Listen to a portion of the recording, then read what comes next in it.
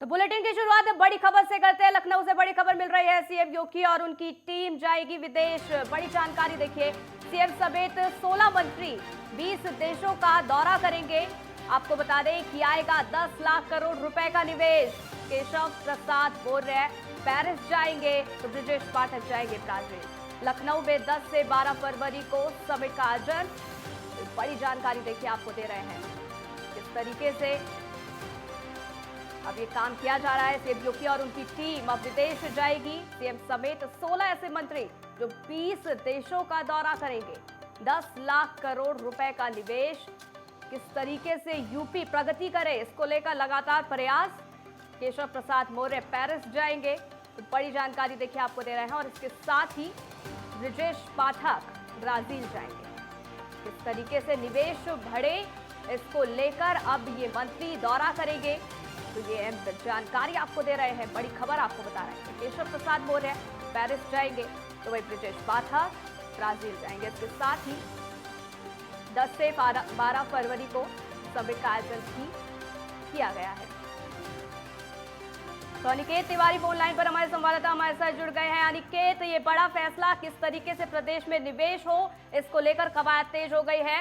Keshav Prasad Maurya Paris जाएंगे तो Brajesh Pathak Brazil, क्या जानकारी?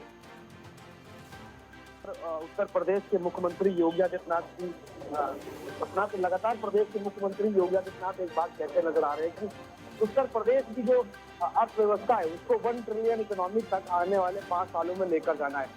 योगी सरकार 2.0 बनने के बाद से ही लगातार प्रदेश की अर्थव्यवस्था को दुगनी रफ्तार देने के लिए प्रदेश के मुखिया योगी आदित्यनाथ न केवल समीक्षाएं बैठक करते हुए नजर आ रहे बल्कि जो इन्वेस्टर समिट होना है उससे भी बड़े आयाम बड़े कयास लगा जा रहे हैं। और यही कारण है कि बड़ी जिम्मेदारी दोनों ही डिप्टी सीएम, फिर वो चाहे ब्रजेश पाठक की बात हो या केशव प्रसाद मौर्य की बात हो, दोनों लोगों को ये जिम्मेदारी दी गई है। इसके साथ साथ बात की जाए अगर अन्य मंत्रियों की तो जो लोक निर्माण मंत्री पीडब्ल्यूडी के जो मंत्री जितिन प्रसाद है उनको भी ये जिम्मेदारी दी गई है। साथ साथ शिक्षा मंत्री आशीष पटेल है, पर्यटन मंत्री जयवीर सिंह है। तो तमाम ये वो जो मंत्री है, स्वतंत्र देव सिंह की बात कर ली जाए, अरविंद कुमार शर्मा की बात कर ली जाए, सूर्य प्रताप शाही की बात कर ली जाए, बेबी रानी मौर्य की बात कर ली जाए, तो तमाम ये मंत्रियों का जो समूह है, जो मंत्रियों मंडल है, वो अगुवाई करता हुआ नजर आएगा। वो तमाम विदेशी दौरे पर रहेंगे और ये प्रयास करेंगे कि जो विदेशी निवेशक जो हैं उनको आकर्षित करें उत्तर प्रदेश में लाने के लिए। और न केवल लाने के लिए सपना बल्कि ये प्रयास रहेगा कि विदेशी जो निवेशक है वो उत्तर प्रदेश में आए, इन्वेस्टर समिट में शामिल हो। और इसके साथ जिस तरह से लगातार प्रदेश के मुख्यमंत्री योगी आदित्यनाथ अपना ये बात कहते हैं कि अब प्रदेश में व्यापार का हब बन रहा है, अब रोजगार का हब है, तो अब बड़ी संख्या में लोग यहाँ पर निवेश करते हुए नजर आएंगे। और यही कारण है कि वो छवि, वो तस्वीरें हैं जो प्रदेश की लगातार बनती हुई नजर आ रही है। उन तस्वीरों को विदेशों में जाकर विदेशी निवेशकों के साथ में जो मंत्रिमंडल है वो साझा करेगा। इसके साथ क्या कुछ आयाम, क्या कुछ चीजें उत्तर प्रदेश सरकार उन निवेशकों को देगी, तो तमाम पहलुओं पर पूरी तरह से समीक्षा करने के बाद में तमाम वो मंत्री विदेशों को दौरे पर रहने वाले। और ये प्रयास है कि जो इन्वेस्टर समिट होने वाला है उसमें बड़ी संख्या में उत्तर प्रदेश में निवेश आए, क्योंकि लगातार उत्तर प्रदेश की अर्थव्यवस्था को बढ़ाने के लिए प्रदेश के मुखिया योगी आदित्यनाथ लगातार मंच से बात कहते रहे कि आने वाले 5 सालों में उत्तर प्रदेश की जो अर्थव्यवस्था है उसे 1 ट्रिलियन इकोनॉमी को लेकर जाना है सपना। तो उसको और एक बड़ा कदम कहीं ना कहीं अपने मंत्रियों को एक बड़ी जिम्मेदारी प्रदेश के मुखिया योगी आदित्यनाथ ने दे दी है। बिल्कुल अनिकेत, तो ये बहुत बड़ा कदम है और इसके तहत लगातार आगे भी बढ़ रहे हैं योगी सरकार। किस तरीके से निवेश बढ़े और 10 लाख करोड़ रुपए का निवेश ऐसा भी माना जा रहा है, अनुमान ये लगाया जा रहा है। अगर दौरे की बात करें तो कब का ये दौरा रहने वाला है इन तमाम मंत्रियों का? देखिए, अगर बात की जाए दौरे की तो 18 तारीख से लेकर 23 नवंबर के बीच में जापान, दक्षिण कोरिया की यात्रा पर जो जल शक्ति मंत्री है स्वतंत्र देव सिंह और नगर विकास मंत्री अरविंद कुमार शर्मा वो रहेंगे। इसके साथ 16 से 22 दिसंबर के बीच में सिडनी, सिंगापुर में बैंकॉक जो यात्रा है वो अरविंद कुमार शर्मा करेंगे। इसके साथ कृषि मंत्री सूर्य प्रताप शाही की अगर बात की जाए और बाल पुष्टाहार मंत्री बेबी रानी की मौर्य की बात की जाए तो 23 नवंबर को वो इजराइल के प्रमुख जो शहर है जो जहाँ पर तेल की उत्पादन ज्यादा होता है। इसके साथ ही जो गन्ना मंत्री लक्ष्मी नारायण चौधरी हैं और जो श्रम मंत्री अनिल राजभर हैं वो 15 से 20 दिसंबर पोर्ट लुइस और जोहानिसबर्ग का दौरा करेंगे। तो हर मंत्रियों को एक जिम्मेदारी दी गई है, एक समय निर्धारित किया गया है, एक तिथि निर्धारित की गई है।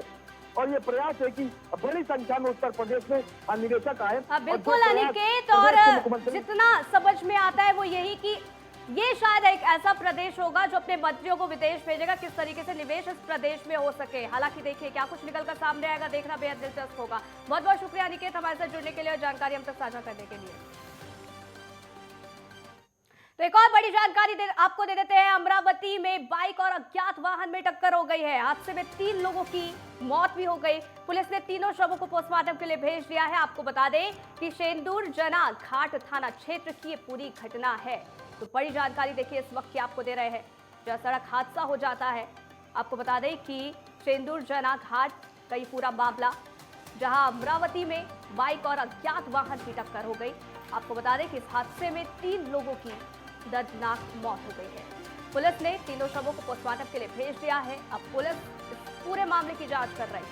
लेकिन बेहद दर्दनाक ये हादसा, अब वो तस्वीरें भी आप देखिए, अमरावती की ये सीधी तस्वीरें आपको दिखा रहे हैं। हालांकि 3 लोगों की मौत होने के बाद पूरे गांव में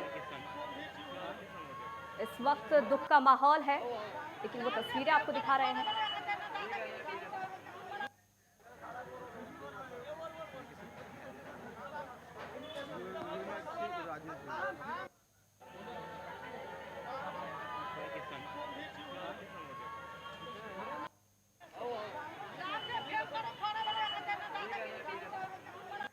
तो मारुति हमारे साथ जुड़ गए हैं, जरा जानकारी उनसे ले लेते हैं। क्या कुछ ये हादसा है और जो 3 लोगों की मौत हुई है, क्या उनकी शिनाख्त हो सकी है? मिली जानकारी के अनुसार उंडूर तालुका के अमदापुर के नाथ जोगी समाज के 3 युवक सुबह 8 बजे भीख मांगने के लिए निकले थे। उसला के पास पंडित और मेहंदी के पास अज्ञात वाहन ने मोटरसाइकिल को जोरदार टक्कर मारी। हादसे में मौत हो गई और मोटरसाइकिल से पांडुरना जा रहे मृतकों के नाम भी पुलिस को दर्ज किए गए हैं और मौत हो गई है। ये सूचना शेंदूरजना घाट पुलिस को मिली और पुलिस टीम मौके पर पहुंचकर मृतकों का पंचनामा किया और पोस्टमार्टम के लिए ग्रामीण अस्पताल उरुड़ भेज दिया गया है। बिल्कुल, और देखिए ये हादसा बेहद भयानक है और साफ तौर पर दिख रहा है कि किसी अज्ञात वाहन ने टक्कर मारी, जिसमें 3 लोगों की मौत हो गई है। ये अज्ञात वाहन, क्या इसके बारे में कुछ जानकारी मिली है कि कौन आरोपी था, क्या कोई गिरफ्तारी हुई, पुलिस का क्या कुछ कहना? जी सपना जी, अभी तो कुछ जानकारी नहीं मिली, पर अज्ञात वाहन के खिलाफ शेंदूरजना घाट पुलिस ने उनके खिलाफ मामला दर्ज कर दिया गया है और आगे की जांच शेंदूरजना घाट पुलिस कर रही है। चलिए मारुति, आप भी नजर बनाए रखिएगा, जो भी अपडेट आएंगे हम तक पहुंचाना। फिलहाल के लिए बहुत बहुत शुक्रिया हमारे साथ जुड़ने के लिए और जानकारी हम तक साझा करने के लिए। तो कांग्रेस की भारत जोड़ो यात्रा राहुल गांधी के नेतृत्व में हिंगोली जिले में दाखिल हुई है। जिले की सीमा पर यात्रा का जोरदार स्वागत हुआ। राहुल गांधी की इस यात्रा में पूर्व कैबिनेट मंत्री आदित्य ठाकरे भी शामिल हुए। इस दौरान कांग्रेस कार्यकर्ताओं में खासा उत्साह भी देखने को मिला। तो ये तस्वीरें भी आपको दिखा रहे हैं, जहां महाराष्ट्र हिंगोली ये यात्रा पहुंची। जिले की सीमा पर स्वागत भी किया गया। आपको बता दें कि इसमें आदित्य ठाकरे भी साफ तौर पर आप देख सकते हैं। तो ये यात्रा अब आगे बढ़ती जा रही है और अब महाराष्ट्र पहुंची, जहां जोरदार इस यात्रा का स्वागत हुआ।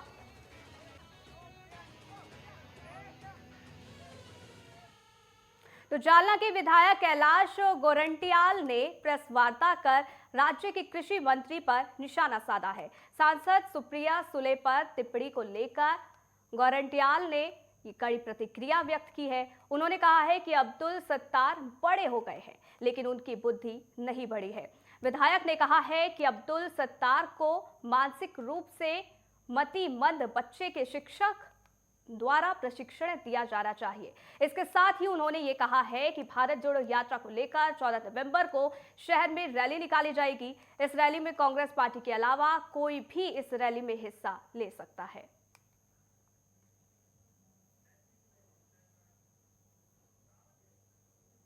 तो मुंबई में शिवसेना उद्धव ग्रुप की तरफ से पार्टी के सचिव और सांसद विनायक राउत ने प्रेस नोट जारी कर जानकारी दी है। उन्होंने बताया है कि पार्टी विरोधी गतिविधियों के चलते उन्हें उद्धव के आदेश के बाद हटाया गया है। सांसद गजानंद कीर्तिकर शिंदे गुट में शामिल हो चुके हैं।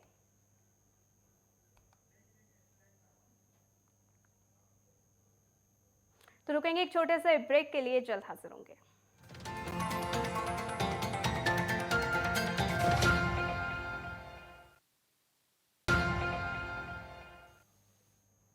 तो ब्रेक के बाद आपका स्वागत है। खबरों में आगे बढ़ेंगे। महाराष्ट्र में अलग अलग जगहों पर प्रशासनिक अधिकारी के तौर पर नियुक्त रहते समय अपने कार्यकाल में प्रशासन और जनता के हित में फैसले लेकर सकारात्मक चर्चा में रहे नासिक नगर निगम के उपायुक्त डॉक्टर दिलीप मेनकर अपने 38 साल 7 महीने और 15 दिनों के लंबे प्रशासन सेवा कार्यकाल को पूरा कर सरकारी नौकरी से रिटायर हुए हैं।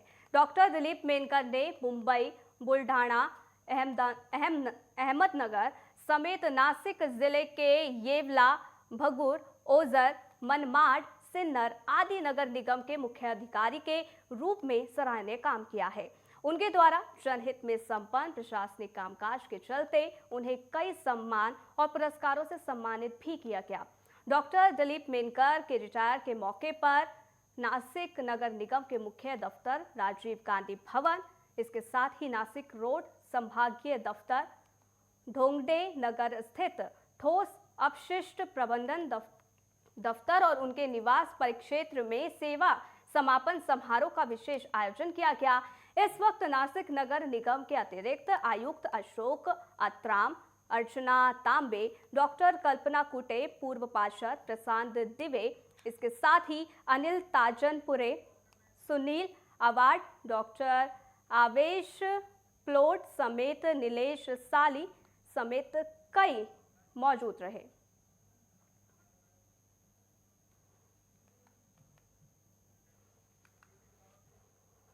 तो महाराष्ट्र के पुणे के अकुर्डी में खंडोबा मंदिर के पास श्रीमद् भागवत कथा के तीसरे भक्तों की भारी भीड़ सुनने के लिए मौजूद रही। आपको बता दें कि हजारों की संख्या में यहाँ श्रद्धालु शामिल हुए। आपको ये भी बता दें कि यहाँ इस तरह की भगवत कथा का पहली बार आयोजन हो रहा है। इसके आयोजन विजय गुप्ता की काफी सराहना भी यहाँ की जा रही है।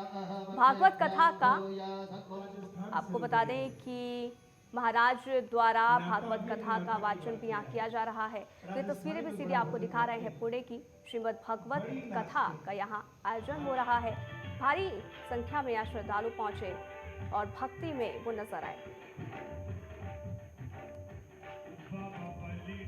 तो देखिए वो सीधी तस्वीरें, किस तरीके से बताया जा रहा है कि यहाँ पहली बार श्रीमद् भागवत कथा का आयोजन हुआ और इसको लेकर सराहना भी की जा रही है। हजारों की संख्या में यहाँ भक्तगण पहुंचे और कथा का आनंद लिया। इसके साथ ही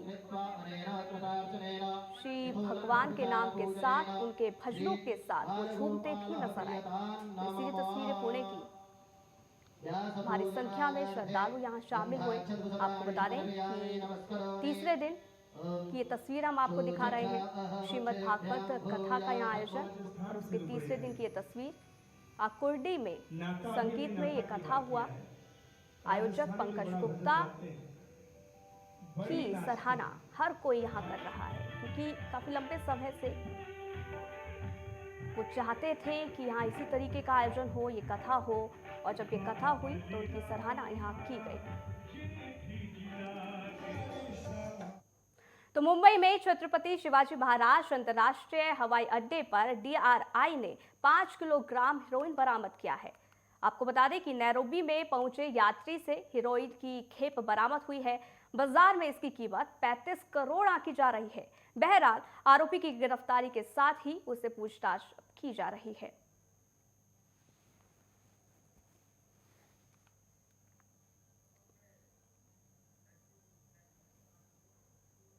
तो गोंदिया जिले में लूट, चोरी, धोखाधड़ी, मारपीट, धमकी आदि के मामले में आरोपी को भंडारा जेल से गोंदिया लाते समय आरोपी पुलिस गिरफ्त से फरार हो गया है। बता दें कि आरोपी को 14 साल बाद गोंदिया स्थानीय अपराध शाखा की टीम ने नागपुर से गिरफ्तार किया है, जिसके बाद कोर्ट ने आरोपी को 15 दिन की न्यायिक हिरासत में भी भेजा था, लेकिन आरोपी पुलिस के साथ मारपीट कर मौके से फरार हो गया।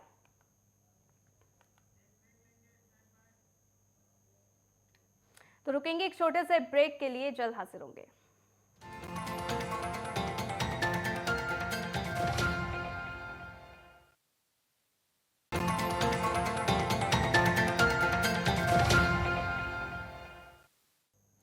ब्रेक के बाद आपका स्वागत है। अब बात नासिक की करते हैं, जहां पुलिस के हाथ बड़ी सफलता मिली है। आपको बता दें कि पुलिस ने 6 संदिग्ध लुटेरों को गिरफ्तार कर लिया है। बता दें कि लुटेरों ने दिवाली के दिन नांदुल सिंगोटे गांव से एक घर में करीब 7 लाख रुपए के जेवरात और पैसे लेकर वो फरार हो गए थे। आपको ये बता दें कि हिरासत में लिए गए लोगों के पास से 8 मोबाइल, 5 बाइक और चोरी किए गए जेवरात भी बरामद कर लिए गए हैं। इसके साथ ही 9 लाख रुपए का माल भी इनके पास से जब्त किया गया है। वहीं आरोपियों ने जुर्म भी कबूल कर लिया है।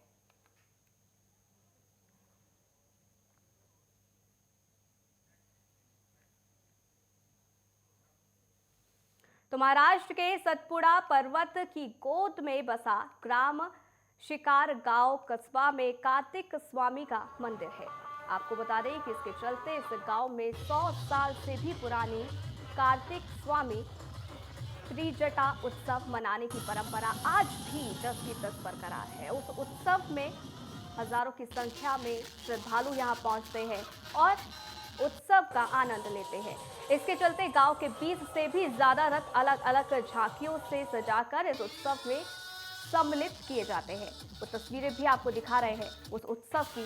8 दिन तक चलने वाले इस उत्सव के दरमियान विविध कार्यक्रमों का भी आयोजन किया जाता है और कार्तिक महोत्सव दरमियान बड़ी संख्या में नागरिक और श्रद्धालु इस उत्सव में सम्मिलित होते हैं। इस साल इस उत्सव के लिए सांसद डॉक्टर अनिल बोंडे, विधायक बच्चू कटू, इसके साथ ही विधायक रणजीत पाटिल समेत कई गणमान्य लोक प्रतिनिधि तथा अधिकारियों ने अपनी उपस्थिति दर्ज कराई। तो वो तस्वीरें भी देखिए, आपको दिखा रहे हैं किस तरीके से इस मेले का आयोजन किया गया और जन सैलाब भी यहाँ साफ तौर पर देखने को मिला। तो अमरावती की सीधी तस्वीर, कार्तिक महोत्सव और उसकी सीधी तस्वीरें, किस तरीके से यहाँ श्रद्धालुओं की भीड़ उमड़ी और हर कोई इस मेले का लुत्फ उठाता नजर आया।